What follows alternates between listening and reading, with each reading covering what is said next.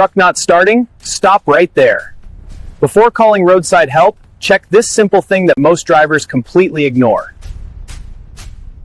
Don't panic inside the truck. Step out, open the hood, and inspect the battery area carefully. Loose or dirty battery terminals can completely block power, and your truck won't start at all. Clean the terminals using a brush. Remove corrosion properly so electricity can flow without resistance.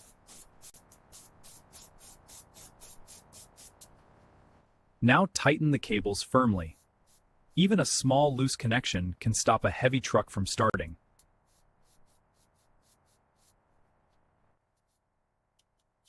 Start the truck again. If it runs, you fixed it yourself. Follow for more real transport fixes.